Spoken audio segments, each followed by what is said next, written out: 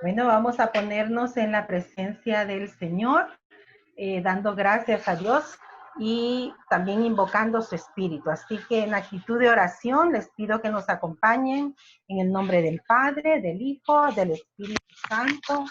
Amén.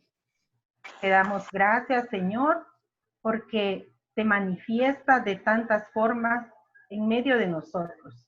Te pedimos que este día derrames tu Espíritu Santo sobre cada uno de nosotros. Ven a palpar nuestro corazón, ven a empaparnos de esa gracia, mi Señor, para que sepamos abrazar tu mensaje. Te damos gracias por todos los que ya estamos aquí reunidos y sabemos que más se estarán incorporando. Te damos gracias, mi Señor, porque tú tienes planes perfectos y este día has enviado a tu siervo predilecto, Monseñor José Munilla, que desde España nos va a estar compartiéndonos un bello mensaje, mi Señor. Pedimos que tu Espíritu Santo derrame una doble unción, tome posesión de su mente, de sus labios, de este corazón que está consagrado a ti, porque este día serás tú a través de él hablándonos, tocando las puertas de nuestros corazones. Y a ti, mamita María, queremos encomendarte que intercedas por los frutos de esta tarde, de esta asamblea, de este mensaje. Tu madrecita linda, acompañas nuestro caminar y a ti te ponemos para que intercedas ante tu amado Hijo Jesús, para que este día abracemos esa palabra, ese mensaje y lo hagamos. Y mi Señor, invocaremos con esa oración que tú nos enseñaste. Padre nuestro que estás en el cielo, santificado sea tu nombre, venga a nosotros tu reino. Hágase tu voluntad en la tierra como en el cielo. Danos hoy nuestro pan de cada día. Perdona nuestras ofensas como también nosotros perdonamos a los que nos ofenden. No nos dejes caer en tentación y líbranos del mal. Amén. Y a ti te saludamos, Madrecita Santa. Dios te salve María, llena eres de gracia, el Señor es contigo. Bendita eres entre todas las mujeres y bendito es el fruto de tu vientre, Jesús. Santa María, Madre de Dios, ruega por nosotros pecadores, ahora y en la hora de nuestra muerte. Amén. Quedamos reunidos en el nombre del Padre, del Hijo y del Espíritu Santo. Amén. Adelante. Bueno, hermanos, y vamos a saludar formalmente a Monseñor José Ignacio Munilla. Él es obispo de San Sebastián en España y él está esta tarde para nosotros. Le agradecemos su apoyo y queremos contarle un poquito de nuestro movimiento.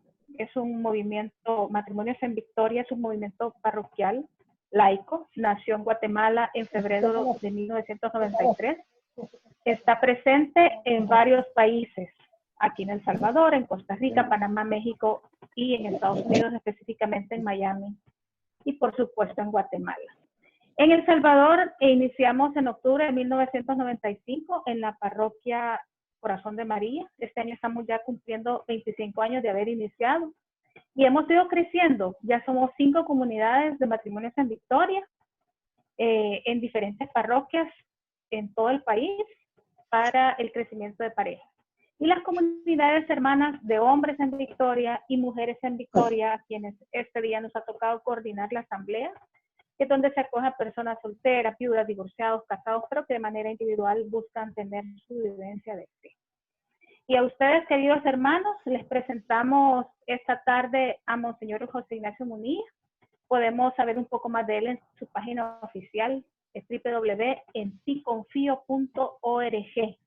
Y en el Facebook también como José Ignacio Munilla. Él es muy activo con sus reflexiones, con sus blogs, con sus entrevistas.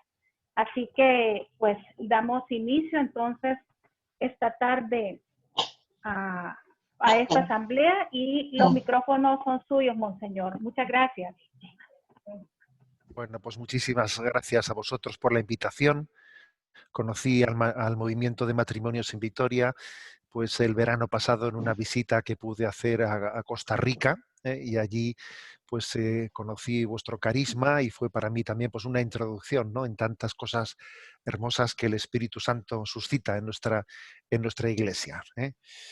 Bien, bueno, pues comparto con vosotros, voy directamente al grano, y quiero hacer una reflexión sobre la familia y sobre el reto de la familia y sobre la gran aportación que Dios está esperando que hagamos a nuestra familia, pues para la vivencia en plenitud, ¿no?, de ese don en el que Dios nos ha insertado nuestra vocación.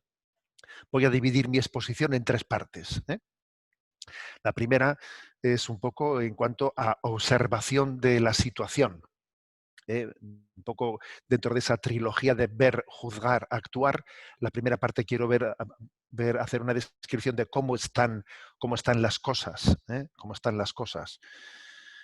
De hecho, vamos a decir que Dios nos ha dado dos oídos, dos oídos.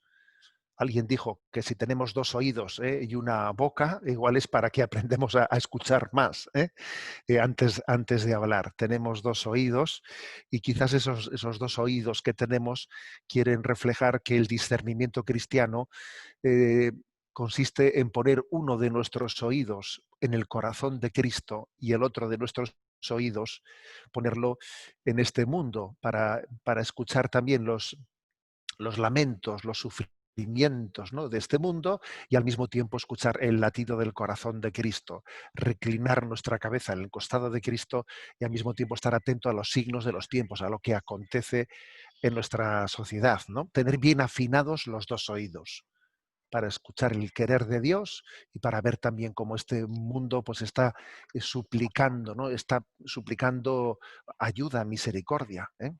Eso es el discernimiento cristiano. No solamente ver cómo están las cosas, no únicamente es un análisis sociológico, no, sino es también ver las cosas desde cómo las ve Dios, cómo ve Dios las cosas.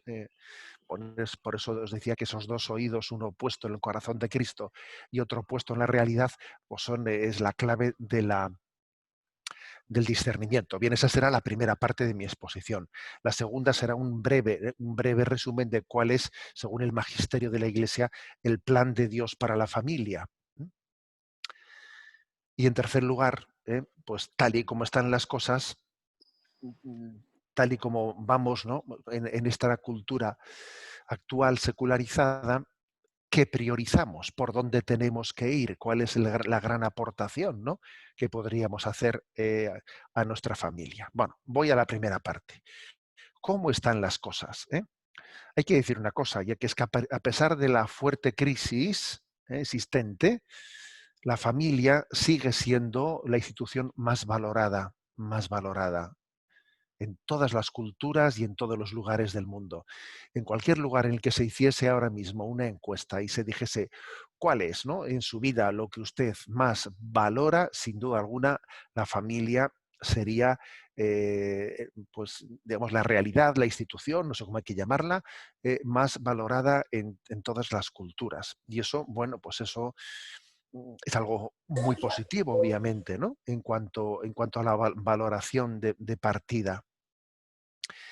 ¿Por qué? Pues porque aunque eso se afirme sin pues la mayoría harían esa afirmación sin tener, ¿no?, pues tampoco una capacidad de reflexionar la razón última de por qué lo hacen, pero sin duda alguna yo creo que estarían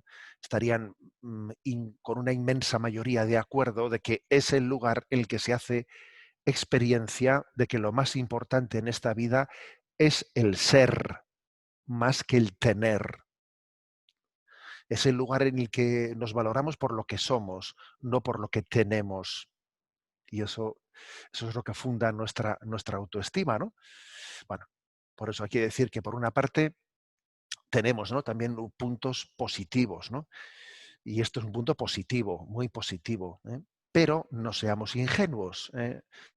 La familia está recibiendo todo tipo de embates, todo tipo de persecuciones culturales y bueno, pues quizás es, yo diría, en este momento la institución que más ataques recibe. La institución que más ataques. Yo creo que junto con la Iglesia, la institución más atacada es la familia. Occidente, por desgracia, marca la tendencia cultural a nivel mundial. Es una desgracia, ¿eh? Pero es verdad que pues la crisis cultural de Europa, pues, o de España, de hace unos 30 o 40 años es la que ahora llega a Latinoamérica, con unas décadas, pero por desgracia se exporta, igual que en un tiempo exportamos la fe, transmitimos la fe y los grandes valores cristianos, pues ahora la crisis cultural se traslada, se traslada. Y esto hay que decir es así, o sea, esta crisis de Occidente en la que la familia como institución el que funda los valores de la vida se desprecia hablando de familia tradicional. No, digamos, la cultura actual habla bien de la familia, pero quiere distinguir entre la familia tradicional y las nuevas formas de familia. ¿eh? Haciendo una distinción que obviamente pues no es ingenua, sino que tiene mar de fondo, ¿no? Esa distinción. Y entonces Occidente marca estilo en esta dirección.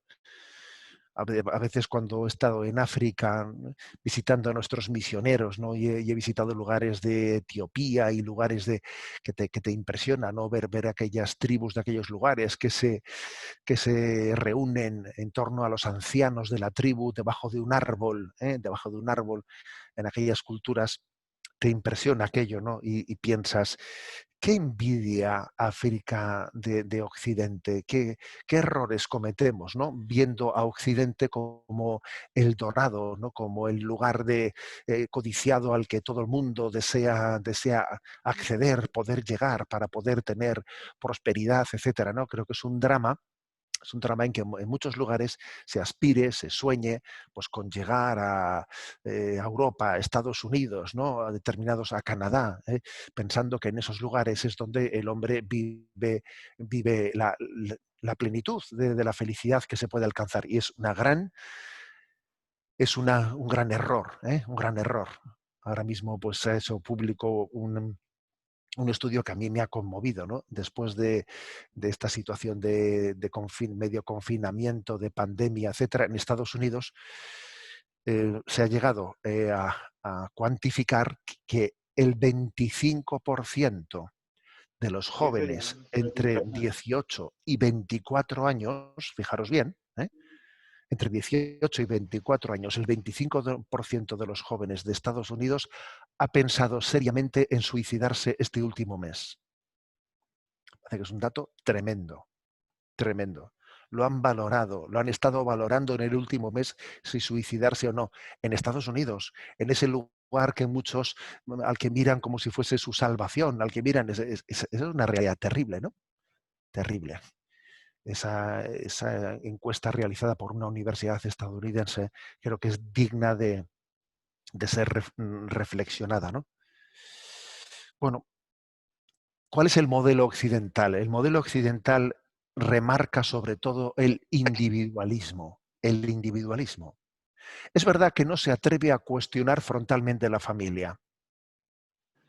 Lo hace no en teoría, lo hace en la práctica, porque a veces es mucho más astuto no negar el principio, pero descarrilarlo poniéndole palitos en la rueda por la vía de los hechos prácticos. Y así es como se ataca hoy en día a la familia. Bueno, no hay que distinguir entre familia tradicional y nuevos modos, nuevas formas de familia, etcétera, etcétera, ¿no? Pero en el fondo, Occidente, sobre todo, pone el valor máximo en la autodeterminación del individuo. Una supuesta imagen de que el hombre moderno es aquel que se autodetermina, que es autosuficiente, ¿no? Y sin embargo nosotros decimos, ¿no?, que lo más sustancial del ser humano, lo que más nos configura no es la autonomía, la autodeterminación, no, lo que más nos configura, ¿sabéis qué es? La comunión, la vocación a la comunión.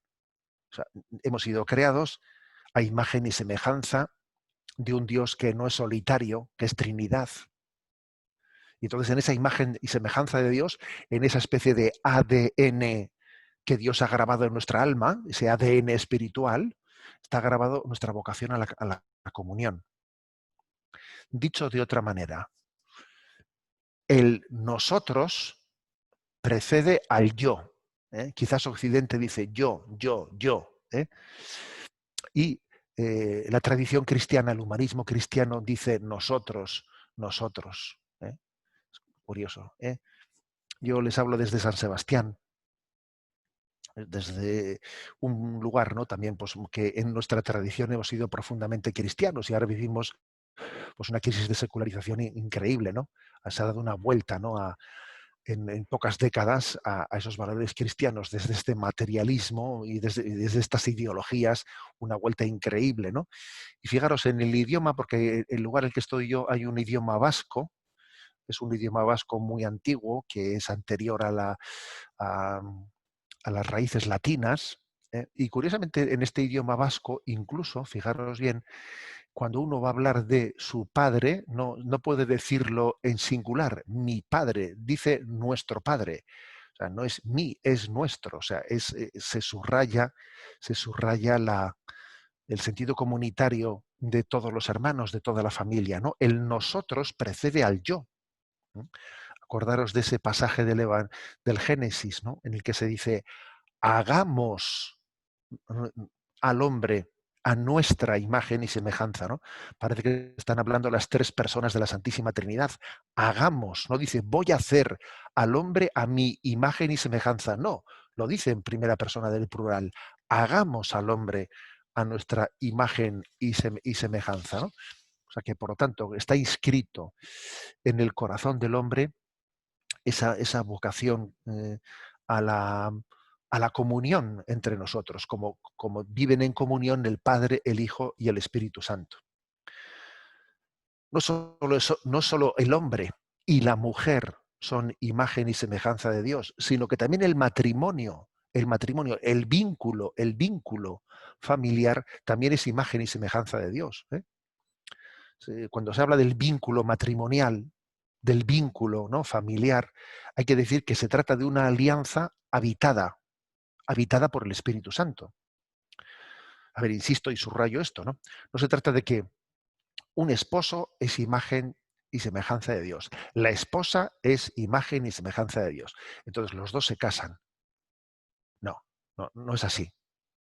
Es que, además de que él es imagen y semejanza de Dios y ella es imagen y semejanza de Dios, es que el vínculo que entre ellos se establece en el matrimonio y en la familia es un vínculo habitado, es un vínculo que también es imagen y semejanza de Dios, es un vínculo en el que habita el Espíritu Santo. ¿Eh? La cultura occidental, como digo, intenta negar, ¿no?, esta vocación comunitaria y le gusta relacionarse con los individuos,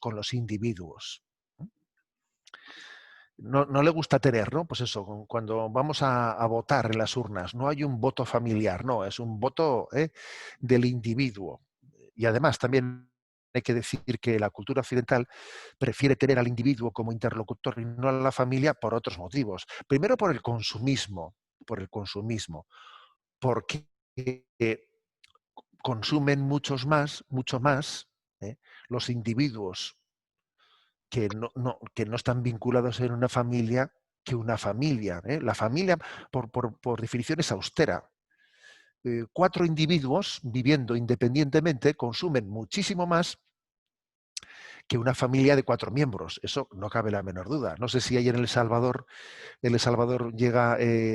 ha llegado este refrán, porque he observado, hablando a veces, ¿no?, en este tiempo, que el refranero suele traspasar con mucha facilidad el océano Atlántico, ¿eh? Y entonces el refranero tiene también muchas raíces cristianas en España, no mal que le pese a algunos. Y hay un refrán que dice, en la mesa de San Francisco, donde comen cuatro, comen cinco, ¿eh? Dice ese refrán, ¿eh? ¿Qué quiere decir? Pues que obviamente, a ver, en una familia hay capacidad de austeridad, ¿eh? Y que obviamente se ahorran muchos recursos materiales en una familia porque sabemos apretarnos el cinturón y sabemos compartir las cosas y Sabemos lo que es que nuestra ropa pues, pasa de herencia de unos hermanos a otros y eso es maravilloso. Eso es maravilloso, ¿no? El que se nos haya enseñado en el seno de la familia a ser austeros. Yo eso no le daré nunca suficientes gracias a Dios, ¿no? Por esa imagen de austeridad feliz, ¿no? En la que hemos vivido en el seno de la familia, ¿no? Siendo felices, compartiéndolo todo, ¿eh? Y estirando las cosas, pues con ese concepto de que llega para todos, ¿no? Y llega para todos, ¿eh? Yo fíjese, os voy a contar la anécdota de que yo cuando era pequeño, en mi, en mi ingenuidad, ¿eh? En mi ingenuidad, pues yo solía decir, qué suerte tenemos en nuestra familia, porque cuando sale el pescado del horno, pues es que y se reparte el pescado entre toda la familia, es que qué suerte tenemos porque a mi madre le gusta la cabeza, ¿eh? Le gusta la cabeza y entonces es perfecto para repartirlo todo, ¿no? Y cuando sale el bizcocho del horno, qué suerte tenemos, porque si hay una parte que se ha quemado, a mi padre le gusta la parte quemada, ¿no? Entonces decía, esto es perfecto, porque fíjate, como a ellos les gusta la cabeza y les gusta la parte quemada, entonces el reparto, hasta que recuerdo que llegó un momento en que dije, a ver, chaval, tú eres un poco ingenuo, ¿no? O sea, que tú no te das cuenta de que aquí hay truco, ¿eh? Aquí hay truco, que eso de que tu padre o tu madre estén buscando la cabeza del pescado en ese reparto, en el fondo, y además te dicen, no, no, es que a mí me gusta esto, ¿eh? Y es verdad que les gusta, pero es que es la dinámica de la austeridad y del olvido de uno mismo el que hace posible la vida de la familia, ¿no? Bueno, pues por ese motivo también el materialismo de Occidente no quiere tener a familias como interlocutores, no, quiere tener a individuos, ¿eh? A los cuales muy fácilmente les hace consumir hasta llegar a tener adicciones en el consumo. Es mucho más fácil que se generen adicciones consumistas en individuos que viven aislados que no en familias. Es mucho más difícil, ¿eh? También es cierto que Occidente prefiere tener como interlocutor a las familias, perdón, a los individuos. ¿Por qué? Porque eso les facilita mucho la manipulación ideológica, ¿eh? El Estado somete más fácilmente a los individuos que a las familias, ¿eh? Siempre existió aquello de los romanos de pan y circo, ¿eh? Lo de pan y circo existió siempre, de que los poderosos intentan dominar a la gente dándoles pan y circo, ¿no? Hoy en día quizás el pan y circo de los romanos en nuestro contexto pues igual es internet, sexo, fútbol, y alcohol, ¿eh? O sea, es el pan y circo de nuestro tiempo, ¿no? Pero eso es mucho más fácil que ocurra, esa manipulación, en la medida en que estemos desvinculados. Cuando el hombre está desvinculado, entonces es cuando es más vulnerable, ¿eh? San Juan Crisóstomo, un padre de la Iglesia de los primeros siglos, utiliza una imagen muy, muy hermosa, muy bella, para describir cuál es la estrategia del maligno, ¿no? Y él dice, mira las fieras, como cuando van a atacar el rebaño, provocan una estampida del rebaño, y una vez que han conseguido que la estampida se produzca, entonces procuran que alguien se descuelgue, que quede descolgado, ¿no? de ese rebaño. Y cuando han descolgado a alguien y le han separado del resto, pues entonces, dice incluso San Juan Crisóstomo, le atacan por el cuello y le agarran el cuello para que así no pueda pedir ayuda, porque le han desvinculado, ¿no? Bueno, pues esa es la estrategia también, ¿eh? Esto que dice San Juan Crisóstomo es la estrategia, el maligno es muy poco original, con el paso de los siglos podría parecer que sus estrategias son completamente nuevas y novedosas, pero en el fondo es lo de siempre. Quizás hoy en día la desvinculación que intenta generar el maligno, pues es a través de un smartphone, una pantalla en la que pretende que nosotros nos aislemos de tal manera que quedemos desvinculados del resto de la familia. Pero la estrategia de fondo es la misma, aunque los métodos sean muy, muy de nuestros días, pero la desvinculación es la tentación para poder manipular, ¿no? Frente a esta tendencia, ¿no?, a aislarnos, a la desvinculación, etcétera, Chesterton decía es un hombre con una gran lucidez, él vivió, ¿no?, en la primera parte del siglo XX, en Europa, cuando que ya estaba en ciernes, ¿no?, pues toda esta crisis modernista, y Chesterton tenía una gran intuición y una gran, gran capacidad crítica, ¿no? Y él decía que una familia fuerte es como un Estado independiente.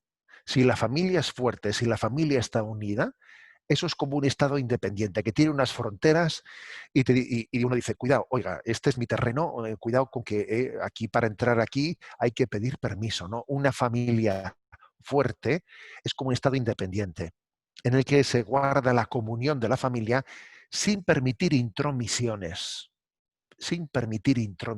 ¿no? Que esto es muy complicado hacer en nuestros días. ¿Por qué? Porque esas fronteras de ese Estado independiente que decía Chesterton, una familia es como un Estado, o sea, una familia fuerte es como un Estado independiente, claro.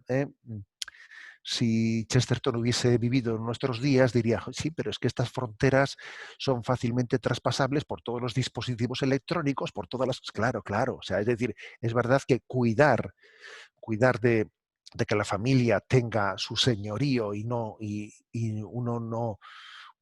discierna y decida quién entra y quién no entra en el territorio familiar, supone pues un gobierno, un señorío en el que hay que mm, seguir las cosas de cerca y no dejar las riendas fácilmente, porque si uno deja las riendas, para cuando quiere darse cuenta, resulta que su familia es gobernada desde fuera, desde fuera. No nos damos cuenta, y para cuando queremos espabilar, de repente dicen, no, pero bueno, en mi familia resulta que, que han entrado, ¿no? Han entrado, pues no sé si por la chimenea o por la ventana que estaba abierta o por no sé qué, o por qué otro lugar, pero han entrado y están manipulando los miembros de la familia. En España, la Constitución actual, la Constitución data de 1978, cuando terminó pues la dictadura de Franco y comenzó la democracia. Entonces se elaboró una nueva Constitución y hubo un plebiscito que fue aprobada con una amplia mayoría, etcétera. Y esa Constitución de 1978 dice que son los padres los que tienen el derecho educativo sobre sus hijos. Desde luego estoy convencido que actualmente si esa Constitución en España hubiese que volver a redactarla, estoy convencido de que los partidos políticos actuales eh, no tendrían ese consenso de en ese punto afirmar tal cosa. ¿Por qué? Porque en estos años, estamos hablando, pues eso, ¿no?, de unos 40, 45 años, en estos años las ideologías de la ideología de género, etcétera, se han abierto paso de una manera en la que no por la vía teórica, pero sí por la vía práctica, en el fondo se niega a la familia su identidad, su derecho educativo. Por ejemplo, recientemente, justo antes de la pandemia, aquí en España hubo una polémica no pequeña, pues con respecto a que pues en los institutos y los centros de enseñanza se dio como la autorización para que los directores pudiesen llevar a dar cursillos de educación en la afectividad sexual, etcétera, ¿no? Con las nuevas formas de vivencia sexual, etcétera, impartidas no por el profesorado, sino impartidas por determinadas asociaciones LGTB, etcétera, etcétera, ¿no? Y entonces algún grupo de padres exigieron su derecho a poder decidir que sus hijos no estuviesen en esos cursos, sino que ellos pudiesen tener la autorización de que sus hijos saliesen del aula de la una mientras que se impartían determinados cursillos, ¿no? Y entonces, bueno, pues ese fue uno de esos momentos en los que se escenificó la negación del principio que en teoría nadie discute, eso de que los padres son los que tienen el derecho educativo, sí, sí, pero luego en la práctica se les negó esa capacidad de poder ellos decidir si sus hijos entran en esos cursillos o no entran, ¿no? Bueno, bien, y creo que esta situación que más o menos he descrito es un modelo cultural que se está exportando al mundo entero, ¿eh? Al mundo entero.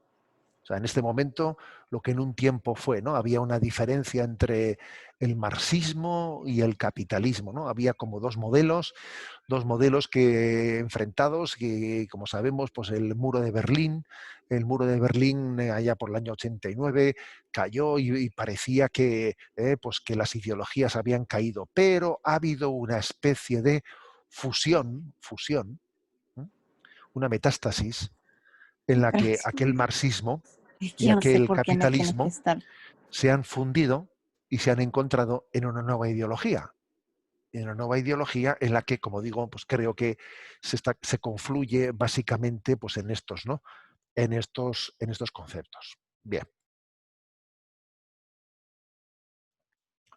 Paso al segundo de los aspectos. El primero, como decía, es una exposición que se centra un poco en un diagnóstico de cómo están las cosas, poniendo nuestro oído, ¿no? Tanto en el mundo como en el corazón de Cristo y viendo la realidad desde el corazón de Cristo. En segundo lugar, tenemos que subrayar que frente a esto, ¿no? El plan de Dios para la familia es un plan eterno. Es un plan eterno. El plan de Dios para la familia eh, no está pensado para una época histórica determinada, no, es eterno. Y todos hemos sido creados con una vocación a la esponsalidad. Voy a repetir este término, ¿no? Esponsalidad, esponsalidad, ¿no? Dios mismo ha abierto esa vocación, la de la esponsalidad, teniendo una especie de desposorio con el mundo entero. Dios se ha desposado con el mundo entero en la encarnación de Jesucristo. La encarnación de Jesucristo es como las bodas de Dios con la humanidad. Es imposible, ¿no? Un matrimonio más profundo que el de compartir la misma carne y sangre con nosotros, ¿no? La encarnación es la vocación a la esponsalidad, porque Dios se ha hecho esposo de la humanidad. Y eso configura, fijaros bien, esto configura la espiritualidad de todos nosotros. De todos nosotros. El hecho de que el Evangelio de San Juan ponga como en las bodas de Caná de Galilea, como el pasaje evangélico en el que Jesús comienza su vida apostólica, es todo un signo. Es el protosigno que dicen, ¿no? De San Juan, protosigno, el primero de los signos.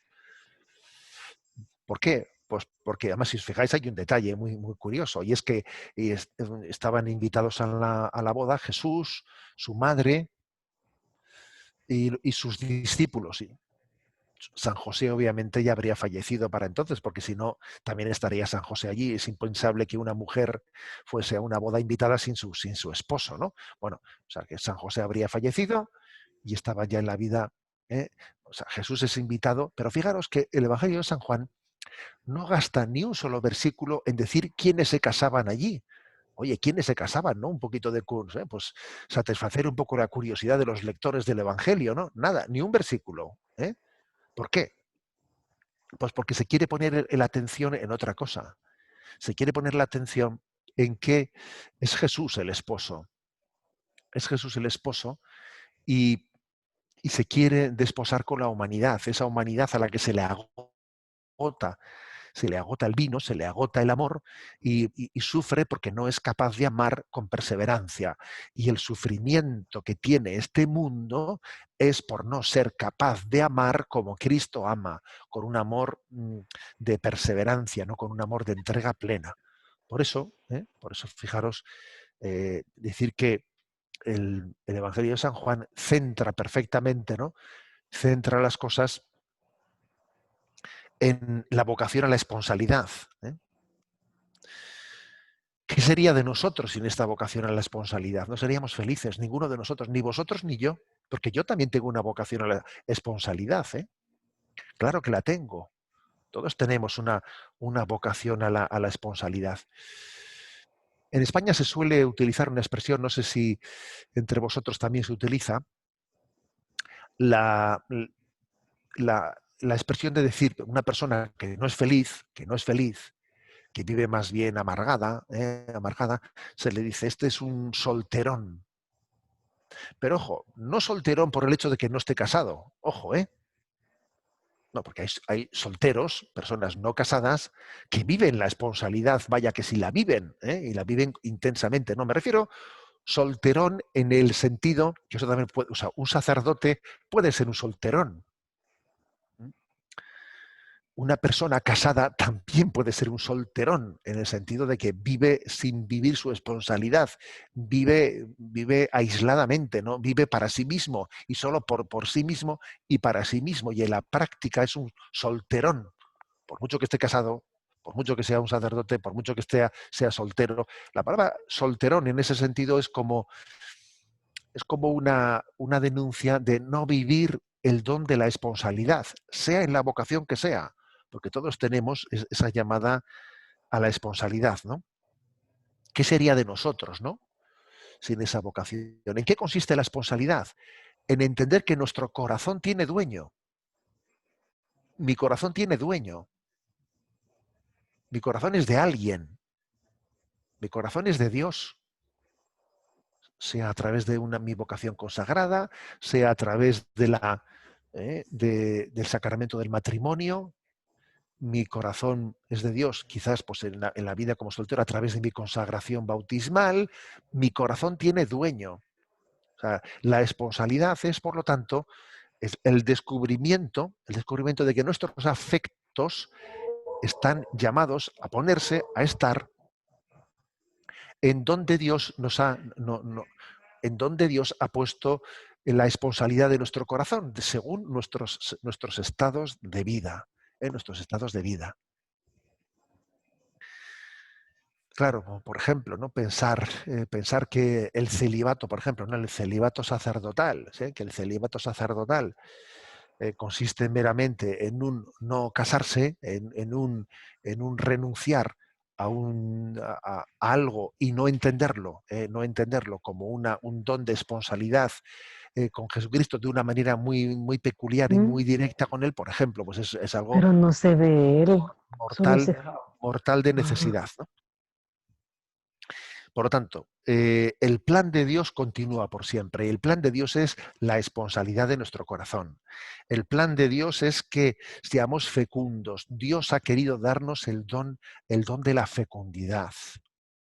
El don de la fecundidad, tanto en la familia, por ejemplo, en la crisis de natalidad, que en este momento comienza ya a estar extendida en todo el mundo, ¿no? Pero en España es tremendo. España está envejeciendo tremendamente, muchos colegios se van cerrando.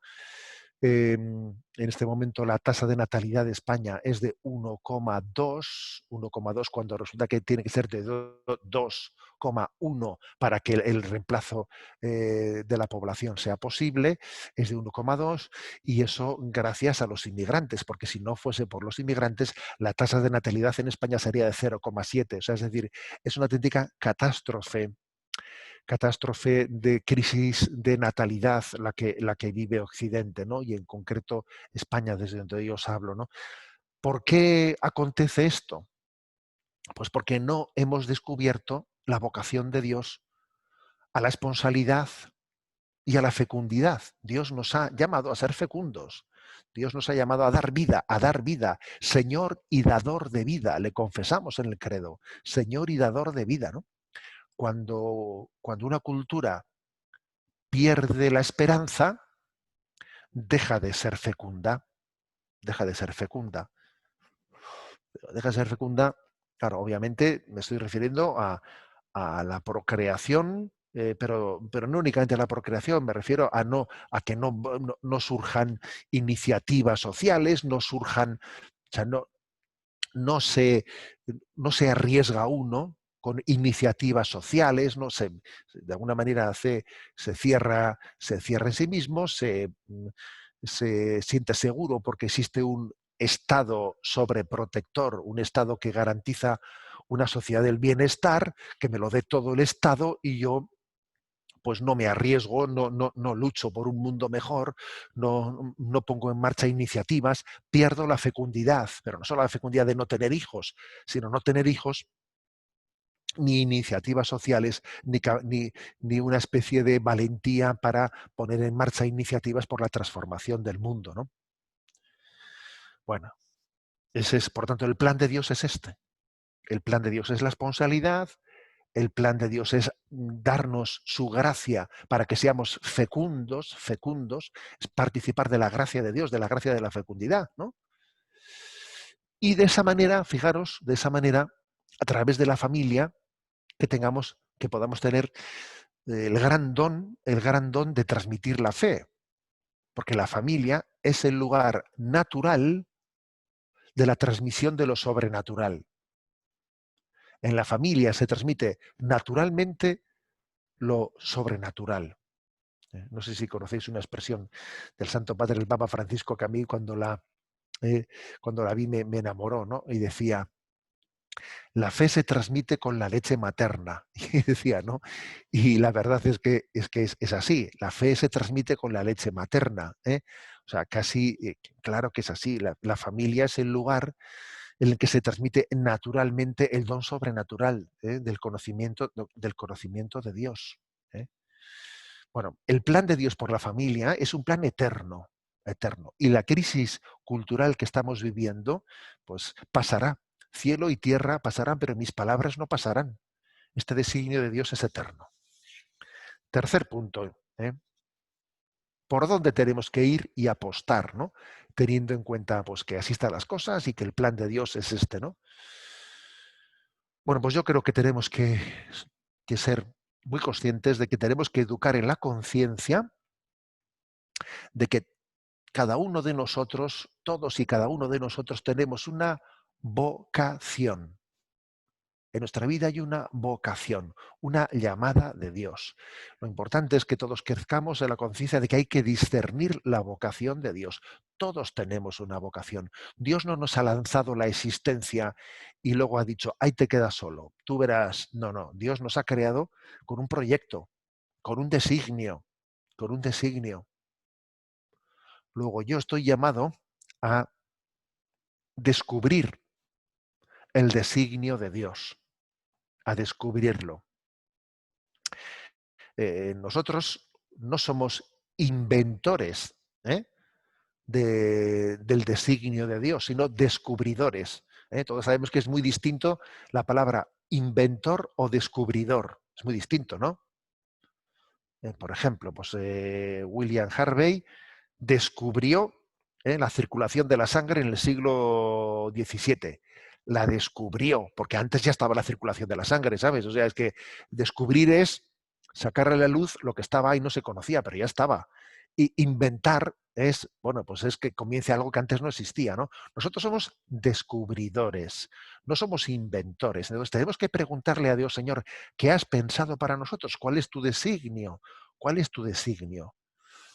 Y entonces tenemos que ir por aquí, ¿no? Por educar a nuestra familia en ir en la conciencia viva de que Dios nos ha traído con un designio de amor, con una providencia, y que seremos felices en la medida en que la busquemos, discernamos qué quiere Dios de nosotros, ¿no? Que lo vayamos sacando a luz, ese designio de Dios. Y esto supone, pues, irnos educando en la vocación al amor, en la vocación al amor, ¿eh? La familia está llamada a educar en la vocación al amor. La Iglesia está llamada también a educar en la vocación al amor, ¿eh? Y cuando se hizo el sínodo último realizado antes, ¿no? Pues de la exhortación sobre la familia de Amoris Laetitia, un padre, un obispo allí presente dijo una expresión, ¿no?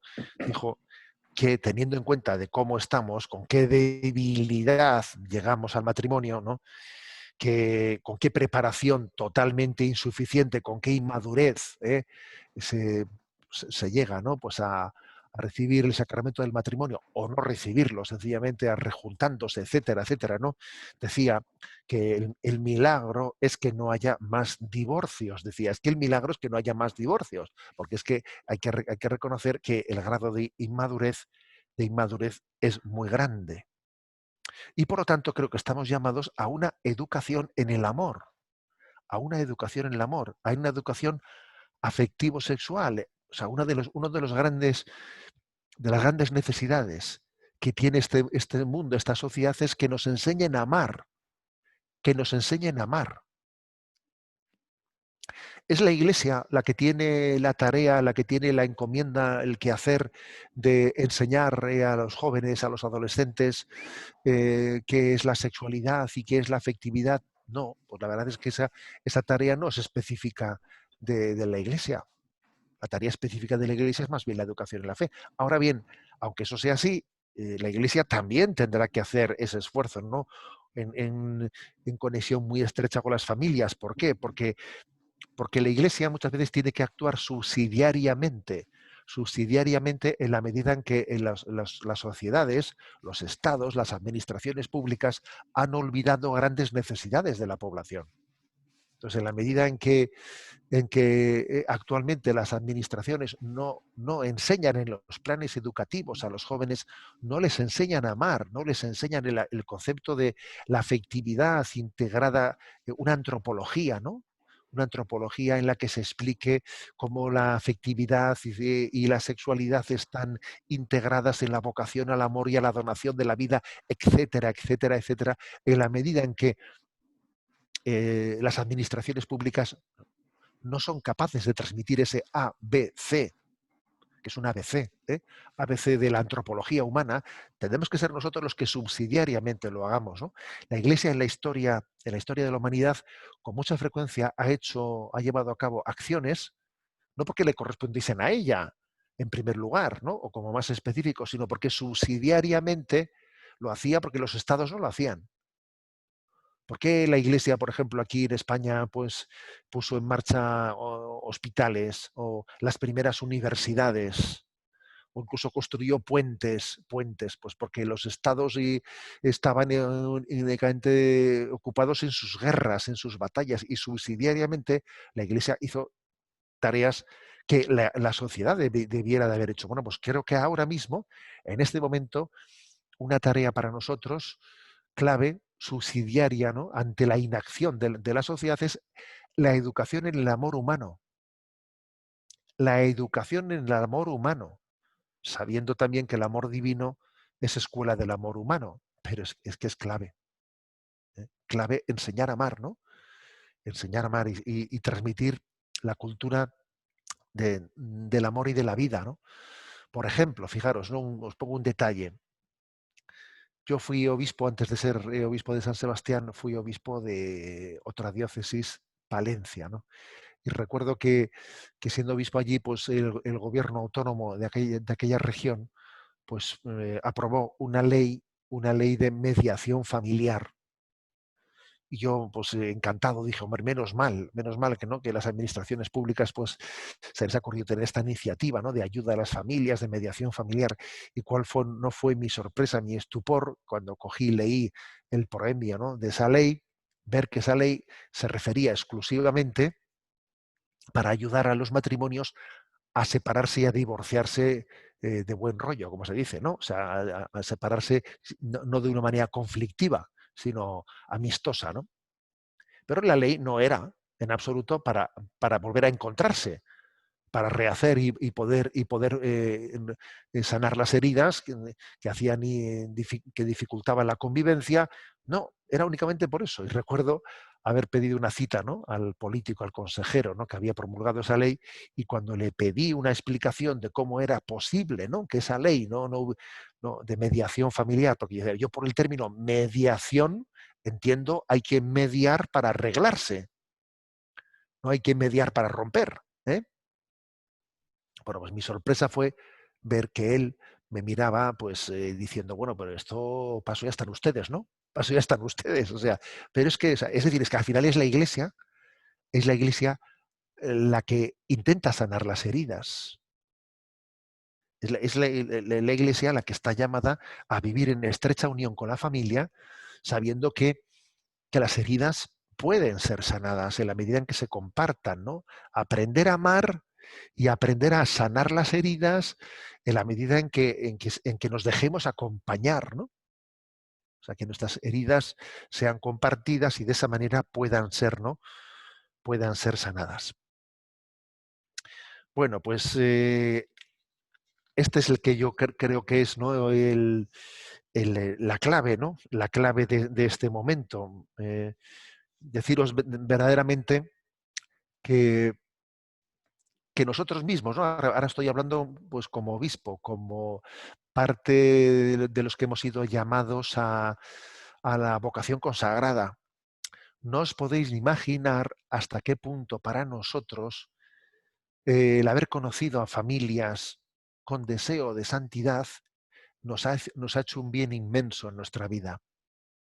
Yo mismo os puedo decir que en mis primeros años de sacerdote, fui sacerdote con 24 añitos, fíjate tú, con 24 añitos y recuerdo pues que el bien tan grande, ¿no?, que me hicieron algunas familias que tenían un deseo de santidad, de entrega, cuando yo les visitaba, cuando yo veía, ¿no?, pues en esas familias como había una entrega completa y absoluta, como allí no existía un metro cuadrado ni un centímetro cuadrado para que cada uno hiciese su proyecto individual. No, no. Allí se compartía todo, se daba todo, uno no tenía ni un minuto para él, ni un centímetro cuadrado para él, no lo compartían todo. Y obviamente un sacerdote joven, cuando veía ese modelo familiar de darlo todo en alegría y no quejarse de nada, pues regresabas a tu parroquia y decías, oye, si esta familia se entrega así, y son felices,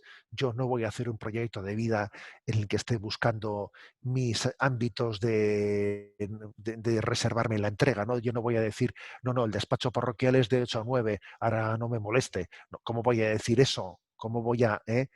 Porque quiero deciros que las vocaciones se estimulan mutuamente. La vocación familiar con deseo de santidad es un estímulo para el consagrado y viceversa, ¿no? Un consagrado que tiene un deseo de entrega a Dios en santidad es un estímulo para la familia, sin duda alguna. Es así, ¿no? En medio de estas aguas turbulentas en las que estamos, pues estamos llamados a, yo creo que la familia y la iglesia estamos llamados a tener una colaboración muy, muy, muy estrecha, ¿no? Ser familia apostólica que colabore muy estrechamente con el ministerio apostólico de la iglesia y que exista esa sinergia de ser todos, ¿no?, iglesia hospital de campaña, o familia hospital de campaña. ¿Eh? En el que pues se pueda descansar, ¿no?, unos junto a otros, ¿no? Yo creo que estamos también llamados a que se sientan a gusto entre nosotros también las familias rotas, también las familias que han sufrido muchos zarpazos. ¿Eh? O sea, el hecho de que tengamos un modelo de familia estable, etcétera, etcétera, no quiere decir que eh, formemos un ambiente elitista en el cual alguien pues que haya sufrido esos zarpazos y su familia haya sufrido muchas heridas no se vaya a sentir acogido y plenamente acompañado entre nosotros. No, yo creo que es muy grande que la vida de la Iglesia tengamos la capacidad, ¿m?, de mantener el ideal bien alto, sin rebajarlo, pero al mismo tiempo de saber que somos capaces de acompañar, ¿no?, a todo estén en la situación en la que estén, ¿no? Alguien dijo que el buen futbolista no es únicamente aquel que es capaz de chutar el balón cuando está perfectamente colocado en el punto de penalti, cuando se ha quitado toda, que se quiten todos los demás, que voy a chutar yo y que nadie me estorbe. No, no. El buen futbolista es el que es capaz de darle al balón, venga como venga, a veces de una postura complicada, pero sabiendo que toda situación está llamada a tener una llamada, ¿no? Una llamada de respuesta. ¿Mm? De respuesta. Porque fijaros, nosotros, nosotros compaginamos la misericordia, que es la infinita paciencia de Dios, con la llamada a la conversión. A veces la palabra misericordia se ha entendido equivocadamente.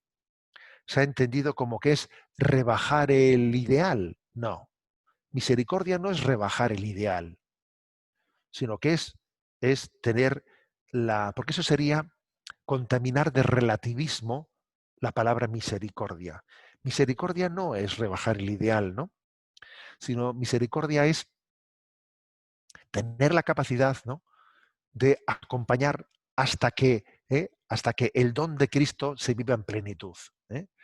Hasta que la conversión sea plena, aportando nuestra propia conversión, porque el mayor regalo que podemos hacer a nuestra familia es nuestra conversión. A ver, ¿yo qué regalo puedo hacer a la familia? Mi conversión. A veces solemos ser, ¿no? Pues eso, cuando llega el día de San Valentín, el día de los enamorados, pues se buscan regalos, ¿no? Y, a ver, el mayor regalo que podemos hacer a la familia es nuestra conversión, nuestra conversión. Pero es verdad también que para que la conversión sea posible, Dios es paciente, Dios tiene paciencia, Dios sabe esperar. Pero eso no quiere decir que esté rebajando el ideal, eso no quiere decir que haya dejado de esperar la conversión. Dios nos quiere como somos, pero nos sueña distintos, ¿eh? Nos sueña distintos. Él espera, ¿no? Espera que la conversión en nosotros sea plena y que esa conversión sea la que funde, la que haga la gran aportación a la familia para su conversión. Porque es curioso que cuando en una familia se produce una conversión, es mucho más fácil que eso se extienda en el seno familiar como una mecha encendida, ¿no? Termino y os cuento una anécdota que me ha pasado esta misma mañana. Esta misma mañana, pues me ha venido a visitar un matrimonio en el que, bueno, pues había el marido, ¿no? Había estado en un retiro hace cosa de un mes y medio o 2 meses, ¿no? Y fue un don de conversión para él, fue un don de conversión. Entonces la mujer me decía que se quedó sorprendida de que a su regreso de ese retiro, sin ella decirle nada a su marido, se vio con que su marido de repente participaba de todos los quehaceres del hogar, se ponía a duchar a los niños, a bañar a los niños, a hacer las cosas, a poner las lavadoras, y la mujer decía, pero bueno, pero, ¿de dónde ha salido esto? ¿No? Porque decía, a mí no se me hubiese ni ocurrido, ¿no? Pues a mi marido, tal y como yo le veía, pues hacerle ese tipo de exigencias, ¿no? Pero fíjate, ¿no? Me decía que ella jamás lo hubiese reivindicado y se llevó la sorpresa de que el encuentro con Jesucristo cambió los parámetros de la familia, los cambió completamente hacia un olvido de sí mismo, hacia una especie de competitividad por servir, pues por hacer los servicios más inmediatos y más perentorios, ¿no? En todo amar y servir, en todo amar y servir, ¿no? Que ese es el don de la conversión. ¿Eh? Bueno, os deseo, por lo tanto, ¿no?, que en vuestro movimiento de Familias en Victoria, pues seáis difusores, que seáis enamorados del don que habéis recibido, ¿no?, en el seno de la familia, que seáis conscientes de la gran batalla cultural que existe en torno a la familia, y que deis testimonio ante el mundo de la felicidad, que es vivir, ¿no?, en la comunión de Cristo en el seno de la familia. Porque os voy a decir una cosa, las familias que viven felices suscitan mucha atracción, o sea, suscitan atracción, o sea, son incluso a veces un poco envidiadas, a veces son vistas un poco pero resultan verdaderamente atractivas y seductoras, ¿no?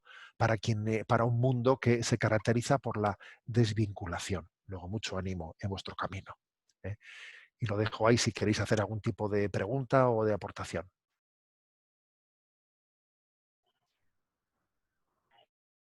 Muchísimas gracias, Monseñor. Pues a ver si alguien quiere hacer algún comentario, pero igual yo voy a empezar y decirle que me ha quedado grabado 3 cosas. La responsabilidad, mi corazón tiene dueño. El segundo, esto que dijo que la misericordia es la infinita paciencia de Dios.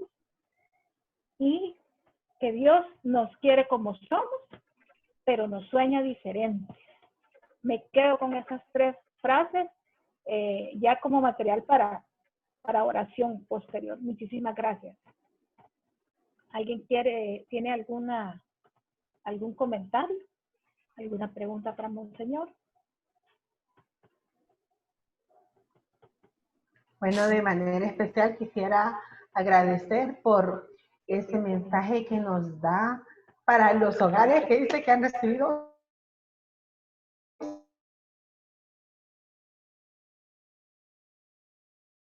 justamente que acompaña en nuestra conversión y en la edificación de esa iglesia doméstica. Así que nos anima y nos compromete porque tenemos que seguir siendo alianza, esa alianza de amor, porque la vamos a heredar a nuestros hijos. Ya el papá, la mamá está allá, o quizás está aquí en vidas compartidas, pero nosotros tenemos que saber llevar adelante este hogar con una misión que viene desde Dios. Así que muchas gracias porque de verdad ha sido especial para nosotros. Gracias a vosotros, porque entre todos hacemos uno aquí. Aquí la verdad es que Dios ha querido, mira, Dios ha querido que no seamos autosuficientes, ¿no? Sino que seamos... Hay una expresión del Papa Francisco que a mí me ayudó mucho, mucho escucharla, que os la comparto. Él decía, ¿qué es la fidelidad? Y respondía, la fidelidad es la debilidad bien acompañada. ¿Eh? O sea, la fidelidad no es ser yo lo puedo todo sale perfecto, todo me ha salido bien. No. La fidelidad es la debilidad bien acompañada. Somos débiles, hemos recibido muchos zarpazos, pero lo importante es no desesperarnos, dejarnos acompañar y saber que, que el corazón no es de quien lo ha roto, el corazón es de quien lo ha reparado. El corazón es de Jesucristo. ¿Eh? El corazón no es de quien lo rompió, sino de quien lo ha reparado, de quien lo ha redimido. Nuestro corazón es del corazón de Cristo. ¿Eh? Luego eso es muy importante. ¿Eh? La última palabra no la tienen los zarpazos que hayamos recibido en nuestra vida. No, la última palabra la tiene el corazón de Jesús. Eso es muy importante.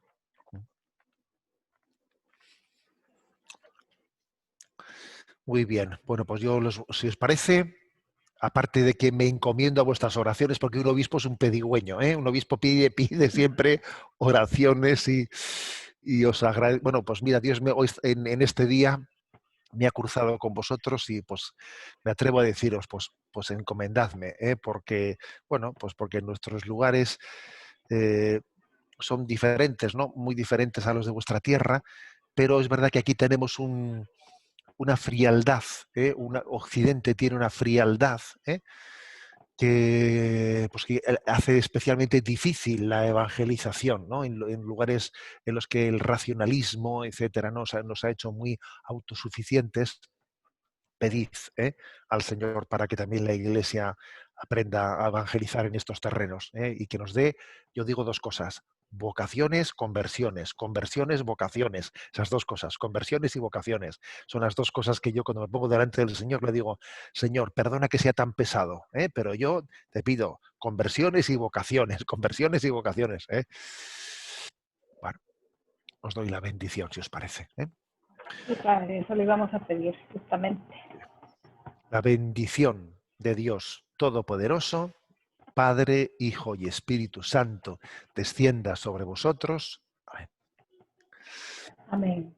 Dios os bendiga. Amén. Amén. Muchísimas gracias, Monseñor. Y no dude que tiene una comunidad completa orando por usted aquí en El Salvador. Muchísimas gracias. Muchísimas gracias. Dios os bendiga.